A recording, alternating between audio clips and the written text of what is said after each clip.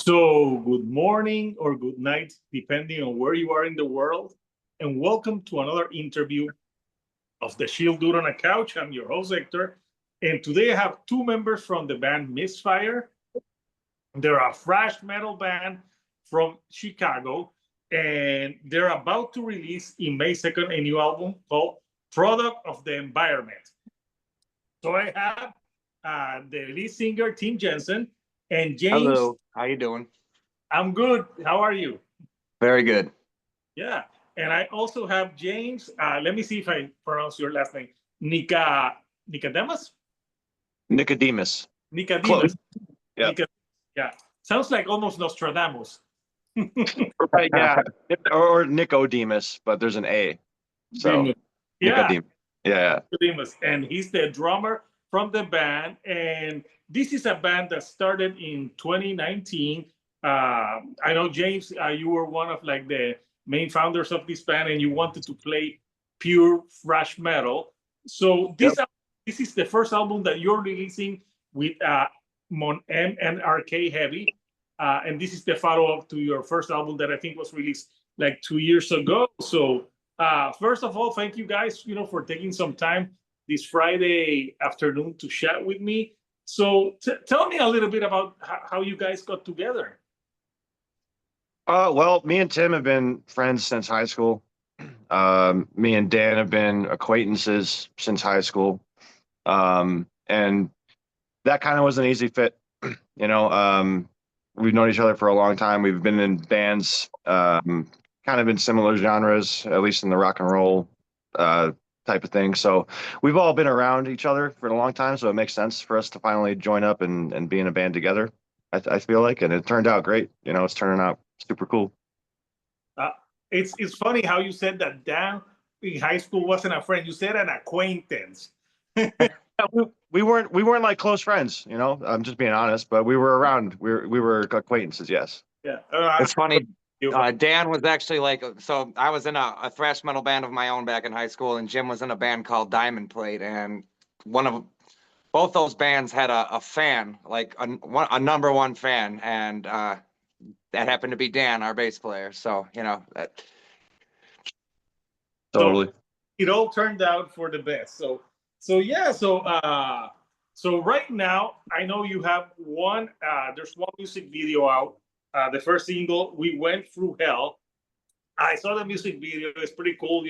You have the fire, obviously the fire in the background. So tell me a little bit about that track and making the music video. Tim, you want to go for this one? Well, I know Misfire had a previous lineup, as you know, that is different from this record, and that band got signed and started, and they put out the first record, Sympathy for the Ignorant, and they were a 3-piece. And right when the ball started going for that band, for that version of the band, rather, it all just fell apart because some people weren't prepared, and some just drugs and alcohol and shit will fucking ruin a band, and I know that had a lot to do with the lyrics in that fucking song. You're wearing a Duff shirt, that's hilarious. Well, drink responsibly. So when that first version of the band kind of fell apart, I was pretty pissed off, and I spent the summer, instead of being on tour, writing what I thought was going to be an EP for I don't know, like a solo project of mine or something. I didn't know what was going to happen in the future, because we lost our guitar player singer, so I didn't know if this band was going to continue. But one of the songs from that writing period was "We Went Through Hell," and it's one of the strongest songs I think we have, because it was written purely just pissed off, and I think you hear that in the song for sure. The video itself was directed by our friend Alex Zarek, and he did a great job. Luckily enough, we have connections to a venue close by, when we were able to use some of their equipment. And that was really great. The venue is called The Forge, so thank you, The Forge, for helping us out with that video. But we kind of put that together pretty quickly. I thought it was going to be a pretty easy way to show everyone, you know, this is the band, and also have it look super metal. So yeah, that's kind of where it all comes from. Yeah, it looks cool, and it looks cool in a way that you're not uh you have fire in the background, but it's not like Rammstein where they actually like put themselves on fire. Yeah. But it's cool. So basically, it's, even though this is like a second record, it's almost like a new band. Absolutely. Yeah, I mean, it's a new bass player, new guitar player, new singer. So, I mean, the drums are the only thing that's like the same, you know. So yeah, it's pretty much a new band. Yeah, but it's cool that you got to, first of all, like, get new people in and keep it going. So Yeah. at the time it sucked, but maybe it was a blessing in disguise. Sure. Yeah, I totally think that these guys on this record is the way, and you know, it sucks going through all that, but now that we're together and now that we're doing this thing, it's for the best. It's gonna be fucking killer.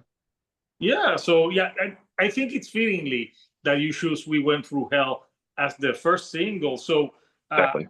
I listened to the record in full. I know there's a lot of like themes, but you do touch upon themes of privacy and artificial intelligence. So tell me a little bit about the themes that you wanted to tackle on this record.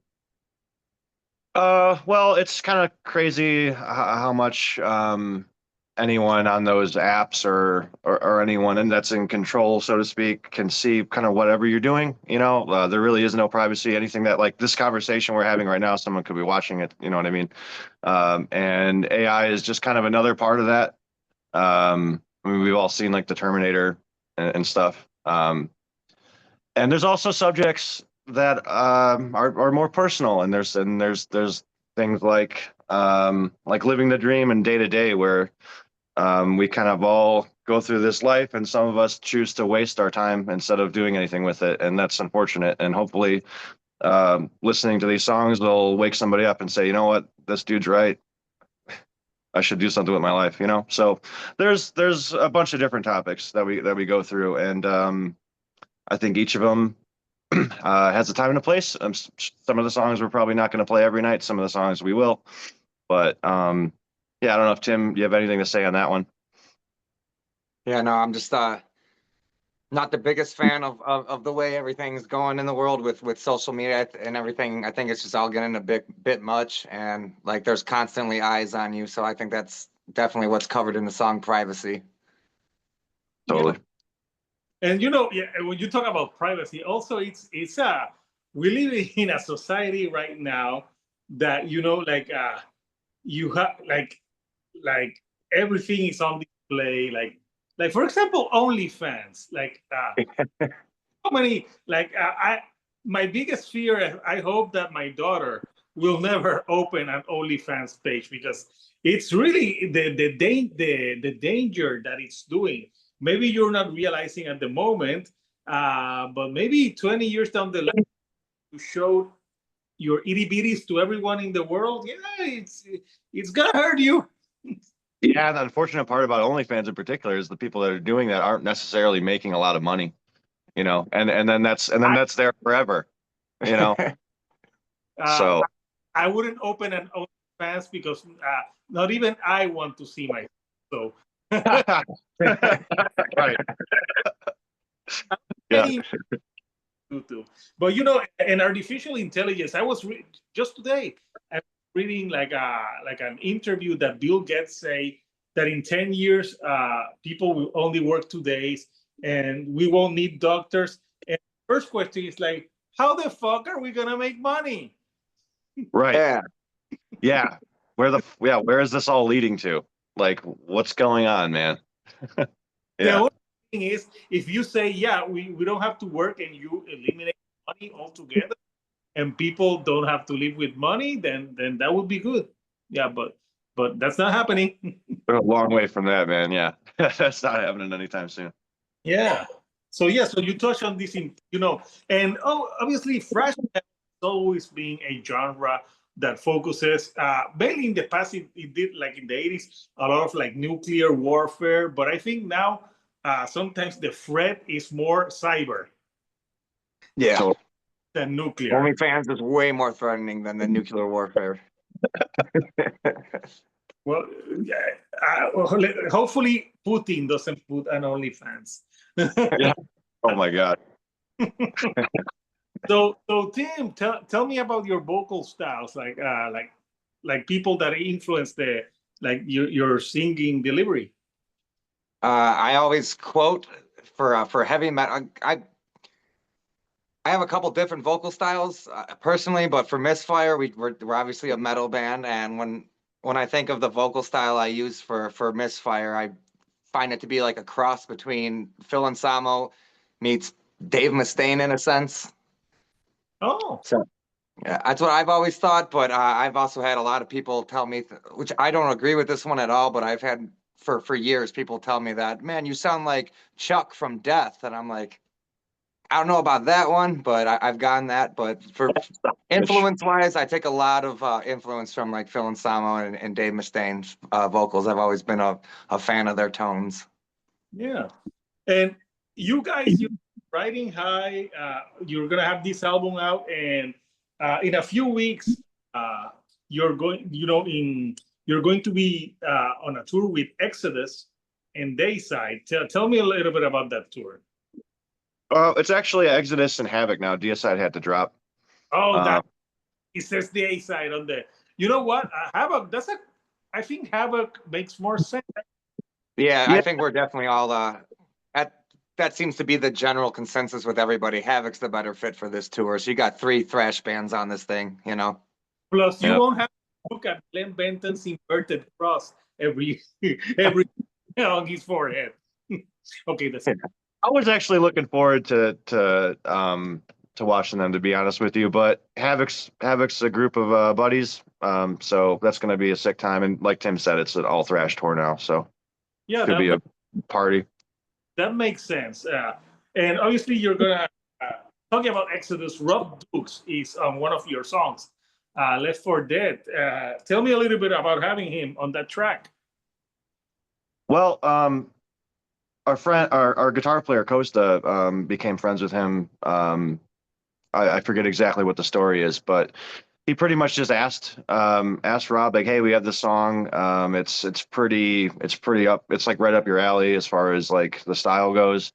Would you be willing to do a guest feature for us? And he's like, yeah, let's do it. So we sent him the song, did the part. He's actually going to be in the video too. There's going to be a video coming out for that song. So yeah, and to be honest, that era Exodus is like some of the best music in my opinion. That's the stuff that I was listening to first starting out with Exodus when I was in high school. So for him to be on this record is pretty huge for me and for the band. You know, like it's me personally though. That's that era Exodus is like the shit. So I'm super stoked. Yeah, I read that they're working like on 2 albums right now. Yeah, they must just have a bunch of ideas. Yeah, a double album, that's like, 25, 24 songs recording at the same time. That's insane. Yeah, that is insane. So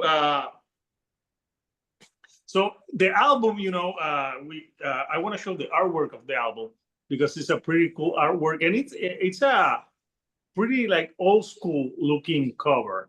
Like I thought of like a lot of like 80s thrash meets the crossover because of the coloring. So here we have the artwork. So tell us a little bit about what you were going for with this artwork. Well, it's kind of a touch on, we're just touching on the AI and the privacy thing. Pretty much, I mean, you could see there's a row of like androids basically being made and then falling into the fire, right? So they're pretty much just getting wasted, just like Day to Day says, wasting our life. So it's kind of a blend of like all of the songs kind of put into one. You see the guy with the robot, kind of controlling the robot and putting stuff in his head, kind of like the media does to us, So that's pretty much what's going on. And there's like a barren wasteland in the background, and I think this look, I wasn't sure what Rick was gonna do, the artist that we went with, but this style for this music usually works, and the concept kind of touches on all the songs, so I think it worked out great. and I love the green. We didn't really tell him like what colors to use or anything. He just kind of came up with it, which is cool. I love when an artist like listens to the record and like it feels the same vibe, you know. So it was great working with that guy. Yeah, it really represents the record. It looks cool, and you have those like robots that look that have that look from iRobot that then Elon Musk stole for his robots. So Yeah. yeah, we're basically this shit right now. Yeah. I don't know who the hell would spend money on a fucking robot that I don't know what the hell that robot does. Uh, like I want the robot from the Jetsons who just cleaned the house and that was it. Well, Like, they kind of have those little guys that run around and vacuum and stuff. not, Yeah. not It's for people that subscribe to OnlyFans but want a little bit more. Yeah, there's those too. but it's not the same. So on this album, for you guys, do you have like a favorite song that you like to play live? Oh, the easy ones. Anything that's AC/DC, all those songs. Which one? Yeah, We went through Hell and Living the Dream are like pretty straightforward. So like those are like my break songs. I'm like, hell yeah, I get to chill. AI, Day to Day. Well, Day to Day is not too bad. Product is probably the hardest song out of yeah. all of them. That one is just fast and there's a lot of intricate stuff and it's on an upbeat. It's just like constantly mind fucking you. But yeah, the songs I look forward to are like the easy ones, like the like Living the Dream or like Left 4 Dead, just hanging out. The easy ones. Well, it's like if you have to respect those like brutal death metal bands that are like really technical that they're like all the time. I'm thinking they're gonna get carpal fucking tunnel. Yeah, that's a whole different. That's a whole different thing. We do thrash, but we don't do like 300 and BPM blast beats or anything like that. Some of those guys are insane for doing that. I don't know how you get on stage every night and don't have an anxiety attack because you're gonna have to play 6 million notes. Like fuck. It's too much anxiety, and Yeah. It's too much. So something that I'm reading about the way you recorded this is like you don't use a click track, and obviously you don't use auto tune. Thank God. So tell us about like recording that way, like just like without like relying on technology all the time. Well, all right. So that's how we did the first record. How we did the second record, we did the demos the same way. So pre-production was I played some of the songs on the drums by myself, no click track, no anything. Then the guys came and recorded their parts on top of that, and so like the tempo was a little hard to track to, so it made it a kind of a more difficult time to record for everybody. Then we sent our demos off to the producer. The producer made each section have its own click track. So the verse might be this tempo, the chorus might be this tempo, but it's naturally where it would be because we recorded without a click track. So he found the tempos. So now when we go to the studio, I'm playing along to the correct tempo that's naturally there, but it's perfect. You see what I'm saying? So it's a little bit more in depth that way, but it's a little bit more work. But the end result is killer because you get a perfect version of, or at least as close as it's going to be to perfect. Just keeping everything along to the click track makes it way easier for the guitar player because you can get rid of the drums and just play the click and then really focus in on what the guitar, where the notes are and stuff. So it's kind of like a blend between doing it completely natural and just getting a little bit of making it a little bit more precise, I guess. So starts out organic, ends up fucking perfect. And I think we're going to probably do it this way again for the next record because it worked out really nicely, I think. I think it makes sense. Plus, when you already get in the studio, you have like more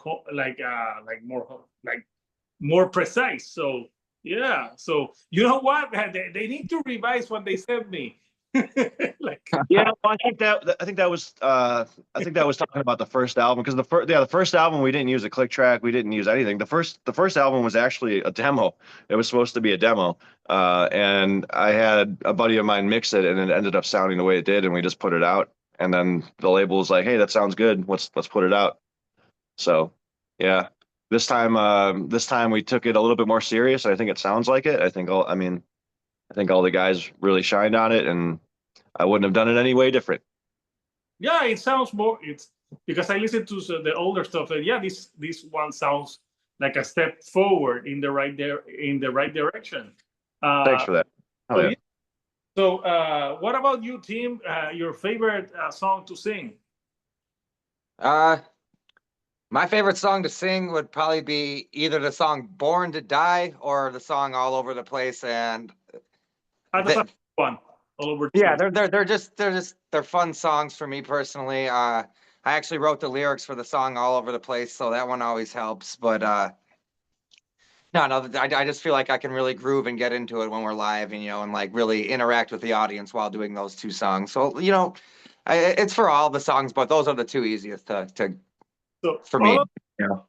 has like a more crossover thrash type of feel to that one. So since you wrote that one, what's all over the place about?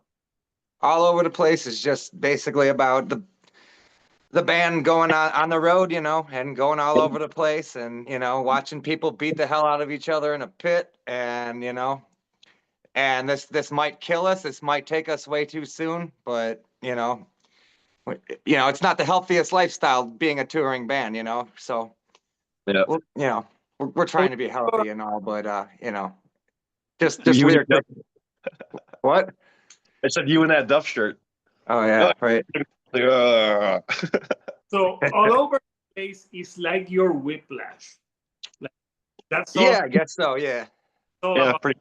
having fun and thrashing all around. So yeah. So I think if you're a fan of like thrash metal, you will enjoy this record. So it's gonna be out in a few weeks, and you're gonna have two more videos before the album is officially out. Where can people pre-order the record? Go to monarchheavy.com and mnrkheavy.com, and they'll have our new vinyl on CD, or our new album on vinyl and CD, as well as our previous album.